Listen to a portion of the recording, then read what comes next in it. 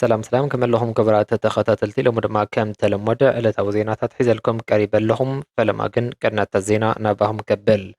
أبا بوليتيكا ودبلوماسيا ومهدار تግራይ ተወሳኺ ምዕባለ ይካየዳሎም ናይ ኣሜሪካ ኣምባሳደር ኣብ ኢትዮጵያ ማሲንጋ ሎም ረቡዕ ደጊሞም ናብ ከተማ መቐለ ክኣትዉ ምስ ፕሬዚደንት መንግስቲ ትግራይ ዶክተር ደብረጽዮን ገብረ ሚካኤል ድማ ክራኸቡን ልዑል ትፅቢት ይግበር ኣሎም እዚ ናይ ኣምባሳደር ማሲንጋ ናብ መቐለ ናይ ምምፃእ ምስ ዶክተር ደብረጽዮን ናይ ምርኻብን ፍጻመ ንቀጻሊ ፖለቲካዊ ውሳነታት ናይ ዕርቅን ሰላም ዘተ ናብ ወሳኒ ናይ መወዳእታ ምዕራፍ ዘእቱ እዩ ተባሂሉ ይእመነሎም ሕጂ ብዝበፅሕና ሰበር ሓበሬታ መሰረት ኣብ ፖለቲካዊ ስትራቴጂካዊ ምህዳር ቀርኒ ኣፍሪካ ፍጹም ዘይተጸበናዮን ዓብይን ታሪኻዊ ምዕባለ ተመዝጊብሎም ፕሬዚደንት መንግስቲ ትግራይ ክቡር ዶክተር ደብረጽዮን ገብረ ሚካኤል ምስ ፕሬዚደንት ኤርትራ ኢሳያስ ኣፈወርቂ ብስልኪ ተራኺቦም ኣብ ህልው ኩነታት እቲ ዞባ ዘትዮም ኣለው ካብ ላዕለዎት ጀነራላትን ኣዘዝትን ሰራዊት ትግራይ ዝወፁ ዘለዉ እዋናውያን ሓያላትን መደረታት ኣብቲ ዞባ ዓብዪ ወታደራዊ ስንባደ ይፈጥሩ ኣለዉ ኣዛዚ ምዕራብ ግንባር ጀነራል ምግበይ ሃይለ ኣዛዚ ኣርሚ 42 ጀነራል ኣብርሃ ተስፋይ ድንኩል ከምኡውን ካልኦት ላዕለዎት ወታደራዊ ኣዘዝቲ ኣብ ዝሃብዎ መደረታት ስርዓት ብልፅግና ኣብዚ ሕጂ እዋን ብሞራልን ብብቕዓትን ዝሞተ ሓይሊ እዩ ክብሉ ተዛሪቦም ኣለዉ እምበርከሰ ክብራት ተኸታተልቲ እዚኣቶምን ካልኦትን ዜናታት ሒዘልኩም ቀሪበ ዘለኹም መሳኹም እስካብ መጨረሻ ክጸንሐ ሰብስክራይብ እንዳገርኩም ድማ ተኸታተሉ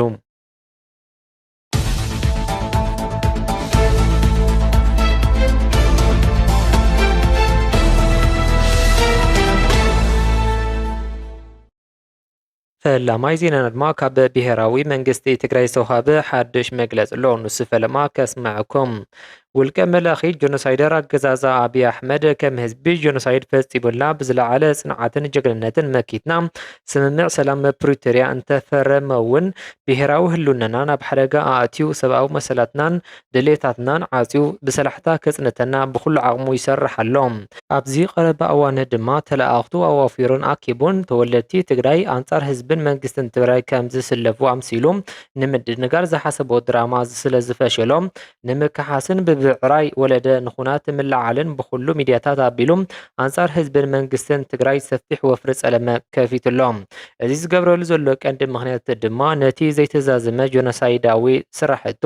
ሓሲቡ ወተሃደራዊ ምድላዋቱ ስለ ዝወገነ ኩናት ንምውላዕ ነገር ይፅሕትር ከም ዘሎ ፀሓይ ዝወቕዖ ሕሱር ስልቲ ምዃኑ ግልፂ እዮም ሕዚ እውን ኣብ ልዕሊ ህዝቢ ትግራይ ካሊእ ዙር ጆኖሳይድ ንምፍፃም ኩሉ ዓይነት ምድላዋቱ ወጊኑ ጀምር ዝብል መምርሒ ንምውራድ ጫፍ በፂሑ ከም ዘሎ ግልፂ ኮይኑሎም ከም ህዝብን መንግስትን ትግራይ ድማ ንዝመፀና ዘሎ ጥፋት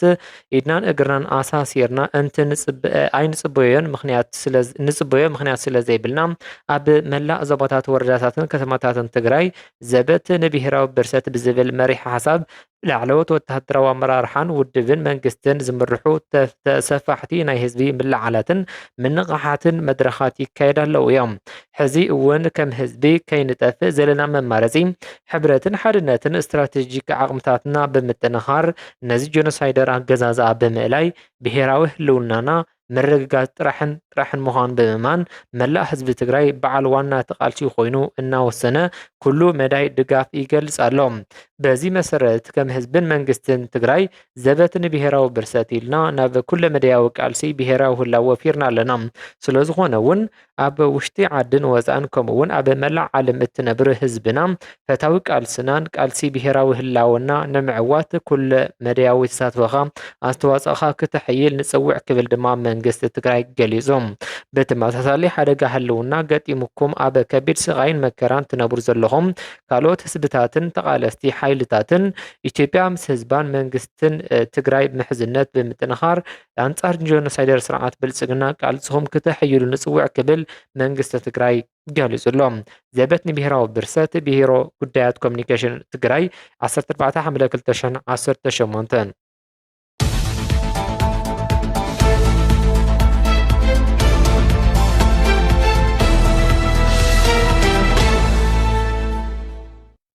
ካብ ዝተፈላለዩ ዲፕሎማስያዊ ምንጭታት ዝወፁ እዋናውያን ሓበሬታታት ከም ዝሕብርዎም ናይ ኣሜሪካ ኣምባሳደር ማሲንጋ ሎሚ ረቡዕ ደጊሞም ናብ ከተማ መቐለ ብምምፃእ ኣብ እዋናዊ ኩነታት ዝምልከት ዘተ ከካይዱ እዮም። እዚ ናይ ኣምባሳደር ማሲንጋ ተደጋጋሚ ናብ መቐለ ናይ ምምፃእ ምንቅስቓስ ኣሜሪካ ኣብዚ ሕጂ እዋን ኣብ ትግራይን ኣብቲ ዞባን ዝረኣዩ ዘለዉ ፖለቲካውያን ወታደራዊን ምዕባለታት ዘለዋ ልዑል ትኹረት ዘርኢ እዩ። እቲ ሓበሬታ ወሲኹ ከም ዘነፅሮም ኣምባሳደር ማሲንጋ ኣብ መቐለ ኣብ ዝህልዎ ጻኒሒት ምስ ፕሬዚደንት መንግስቲ ትግራይ ዶክተር ደብረጽዮን ገብረ ሚካኤል ብኣካል ተራኺቦም ኣብ ህልው ኩነታት ትግራይ ኣብ ናይ ዕርቅን ሰላምን መሰረት ብሄራዊ ረብሓ ህዝቢ ትግራይን ዝመስረቱ ወሰንቲ ነጥብታት ክዘራረቡ ተፅቢት ይግበር። ዲፕሎማስያዊ ተንተንቲ ከም ዝሕብርዎም እዚ ኣብ መንጎ ኣምባሳደር ኣሜሪካን ዶክተር ደብረጽዮን ዝግበር ዘተ ንሓዋሩ እቲ ፖለቲካ መስመር ናብ ከመይ ዝበለ ናይ መወዳእታ ውሳነ ከም ዘእቱ ዝውስን ዓብይ ናይ መቐይሮ ስርዓት እዩ። ፖለቲካዊ ተንተንቲ ከም ዝሕብርዎ ኣምባሳደር ማሲንጋ ኣብ ዝሓለፉ እዋናት ናብ መቐለ ኣብ ዝመፅሉ እዋን ዘካይድዎ ዝነበሩ ዘተታትን ዘሕልፍዎ ዝነበሩ መግለፅታትን ንረብሓን ቅዋምን ስርዓት ብልፅግና ዝድግፍን ንሓቀኛ ሕዝቶ ህዝቢ ትግራይ ድማ ዘይምጥን ነይሩ ዝብል ገምጋም ይወሃበሉ ኣሎ። እዚ ወቐሳ እዚ ዝበገሰሉ ዋና ምክንያት ድማ እቲ ኣምባሳደር ኣብ መንጎ እቲ ጆኖሳይደር ዝፈፀመ ስርዓትን ኣብ ልዕሊ እቲ ግዳይ ዝኾነ ህዝቢ ትግራይን ማዕረ ናይ ዘይምርኣይ ስልቲ ምጥቃም እዩ። ነቲ ስርዓት ካብ ተሓታትነት ንምድሓንን ናይ ፌደራል መንግስቲ ድልየት ኣብ ምፍፃም ዘድህብ ምንቅስቓስ የካይዱ ነይሮም ካብ ዝብል እምነት እዩ። ነቲ ትንታነ ወሲኹ ከም ዘነፅሮም ኣሜሪካን ምዕራባውያንን ኣብቲ ዞባ ዘሎ ናይ ገዛእ ርእሶም ስትራቴጂካዊ ረብሓ ንምውሓስ እንትንቀሳቐሱ እኳ ህዝቢ ትግራይን መሪሕነቱን ግን ነዚ ዲፕሎማስያዊ ፀወታ ብልዑል ንቕሓት ክርእይዎ ይግባእ። ዲፕሎማስያዊ ተንተንቲ ከም ዝነፀርዎም ዝኾነ ይኹን ካብ ወፃኢ ዝመፅእ ኣምባሳደር ወይ ልኡኽ ንባዕሉ ዘለዎ ረብሓ ናይቲ ኣብ ኣዲስ ኣበባ ዘሎ ስርዓት ፀቕጥን ተቐቢሉ ዝመፅእ ብምዃኑ ትግራይ ብሄራዊ ረብሓ ግዝኣታዊ ሓድነታ ከተረጋግፅ ዘኽእላ ብገዛእ ርእሳ ሓያል ምድላው ውሽጣዊ ሓድነት ጥራሕ ምዃኑ እዚ ፍጻመ እዚ ዓብይ ትምህርቲ ዘሕልፍ እዩ። ፖለቲካውን ወታደራውን ተንተንቲ ከም ዝሕብርዎም ኣምባሳደር ማሲንጋ ናብ መቐለ ዝመፅሉ ዘለዉ ኣብ ባይታ ዘሎ ወተሃደራዊ ወጥሪ ናብ ዝለዓለ ናይ ምፍጣጥ ብርኪ ኣብ ዝበፅሐሉን ክልቲኦም ወገናት ኣብ ከቢድ ናይ ምድላው መድረኽ ኣብ ዘለውሉን እዋን እዩ። እዚ ኣብ ባይታ ዝርአ ዘሎ ወተሃደራዊ ምድላዋት ድማ ነቲ ብኣምባሳደር ማሲንጋ ኣቢሉ ዝካየድ ዘተ ኣዝዩ ሕልኽልኽ ዝበለን ከቢድን ፍጹም በዳህን ክኸውን ገይርዎ ይርከብ። እቲ ትንታነ ወሲኹ ከም ዘነፅሮም እዚ ሕጂ ኣብ መቐለ ዝካየድ ዘሎ ናይ ኣምባሳደር ኣሜሪካ ዘተ ተደጋጋሚ ናይ ምህዳእ ፈተነታት ውፅኢት ብዘይምምፅኦም ናይ መወዳእታ ውሳነ ዝወሃበሉ ናይ ምልቃቕ ወይ ናይ ምእታው መስመር ክኸውን ከም ዝኽእል ዕድል ኣዝዩ ሰፊሕ ምዃኑ ይግለጽ። ዲፕሎማስያዊ ምንጭታት ከም ዝሕብርዎም እቲ ኣምባሳደር ዘቕርቦ ናይ መወዳእታ ንድፍታት ካብ መቐለ ዝወፅእ ናይ መወዳእታ ብሄራዊ ቅዋምን ንቀጻሊ እቲ ዞባ ወታደራውን ፖለቲካውን መጻኢ ዕድል ብመሰረቱ ዝውስን እዩ ክብሉ ድማ ተንተንቲ ይገልጹ ኣለዉ።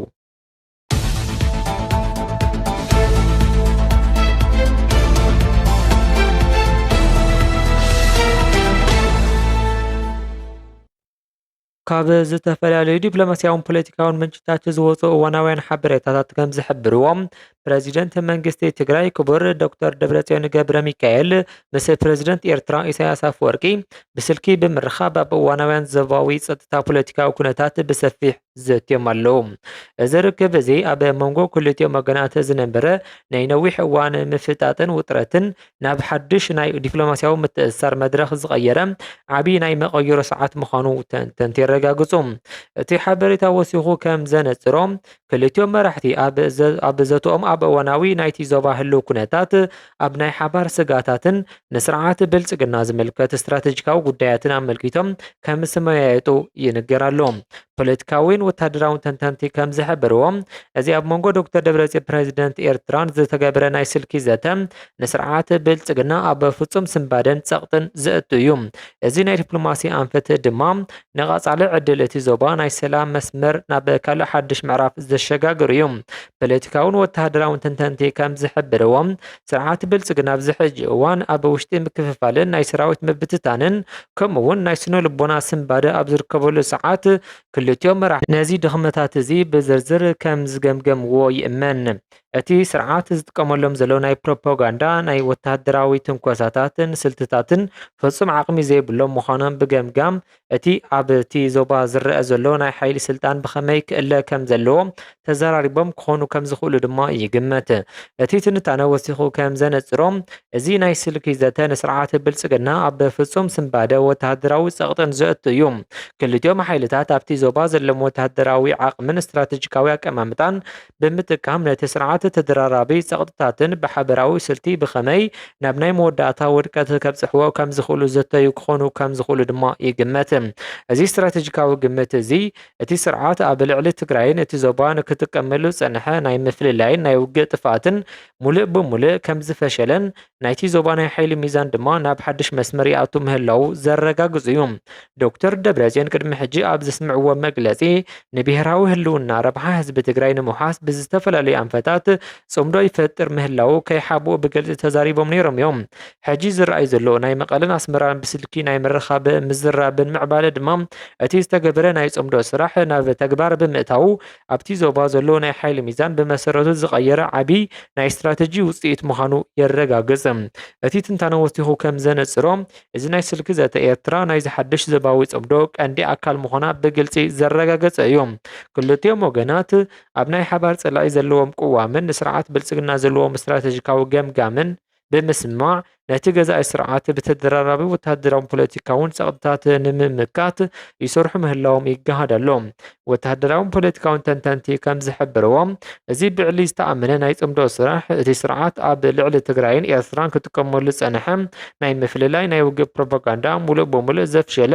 ንቀጻሊ ናይቲ ዞባ መጻኢ ዕድል ድማ ባዕሎም እቶም ናይቲ ዞባ ሓይልታት ዝውስኑ ምዃኑ ዘረጋገጸ እዩ።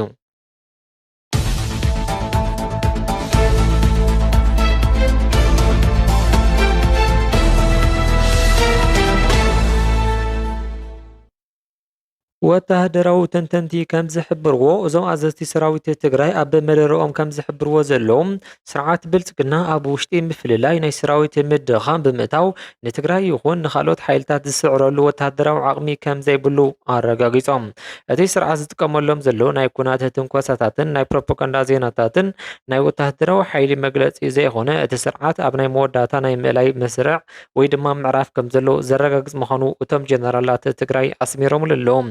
እቲ ትንታነ ወሲኹ ከም ዘነጽሮም ኣዛዚ ኣርሚ 42 ኣብርሃ ተስፋይ ድንኩል ካልኦት ወተሃደራዊ መራሕትን ኣብ ዘሕልፍዎ መልእኽቲ ሰራዊት ትግራይ ንዝኾነ ይኹን ናይቲ ዝሞተ ስርዓት ትንኮሳታት ብውቑዕ መልክዑ ንምምካትን ናይ ህዝቡ ግዛእታዊ ሓድነት ብሄራዊ ህልውና ንምውሓዝ ኣብ ዝለዓለ ናይ ፍጹም ምድላው መድረኽ ከም ዝርከብ ድማ ገሊጾም ኣለዉ። እዚ ኣብ ገዛ ርእሶም ጀነራላት ዝወፀ ናይ ምእማን ድምፅን ወተሃደራዊ ብቕዓትን እቲ ገዛእ ስርዓት ክጥቀመሉ ጸንሐ ናይ መፍራሕን ናይ ዕፅዋን ስልቲ ሙሉእ ብምሉእ ከም ዘይሰርሕን ናይቲ ዞባ ናይ ሓይሊ ሚዛን ድማ ብሰራዊት ትግራይ ዝተዛሓዘ ምዃኑ ዘርኢ እዩ። ስርዓት ብልጽግና ኣብዚ ሕጂ እዋን ኣብ ፍጹም ናይ ምብትታን ሰራዊት ናይ ፖለቲካ ውድቀት ኣብ ዝርከበሉ ኣብ ኣፍ ሞት በፂሑ ይርከብ ክብሉ ድማ ገሊጾም። ይኹን እምበር እዚ ዝሞተ ስርዓት እዚ ንሓፂር እዋን እውን እንተኾነ ብሂወት ክቕጽልን ናይ ትንኮሳሳት ውግእ ክውልዕን ዘንቀሳቕስዎ ዘለዉ ካብ ትግራይ ዝኸድዑን ውልቃዊ ረብሖም ብምባል ምስ ጸላኢ ዝወገኑ ባንዳታት ምዃኖም ይገሃደሎም። እቲ ትንታነ ወሲኹ ከም ዘነጽሮም ካብ መሪሕነት ሰራዊት ትግራይን ህዝብን ናብ እዞም ተታሊሎም ተዓሲቦም ዘለዉ ወገናት ዝተዋሃበ ናይ መወዳእታ ሞራላዊ ጻውዒት ኣሎ። ትግራይ ዓዲ ኣቦኹም እያ ደጊምኹም ንሕሱር ጥቕሚ ብምባል ትግራይ ክትደሚ ኣይተሓግዙም። ካብቲ ናይ ጸላኢ መሓወር ብምእላይ ናብ ልብኹም ተመለሱ። እቲ ጀግና ህዝቢ ትግራይ ዘንበሮ ናይ ጽንተትን ናይ ክብርን ቆፎ ኣቦኹም ኣይተፍርሱም ክብል ናይ ኣቦታት ወተሃደራዊ ምኽሪ ኣሕሊፎም ኣለዉ ጀነራላት ትግራይ። እዚ ጻውዒት እዚ ነቶም ካብ ናይ ጥፍኣት መንገዲ ክወፁ ዝደልዩ ዝተባሃለ ናይ መወዳእታ ዕድል ምዃኑ ድማ ተገሊጹ። እምበር ከስ ክቡራት ተኸታተልቲ እቲ ንሎሚ ዝነበረኒ ዕለታዊ ዜና ኣነ ብዝወድየ ኣለኹ። እስካብ ሕጂ ሰዓት ኢልኩም እንዳመስገንኹም ሰናይ ኩሉ ንዓኹም የቐኒየለይ።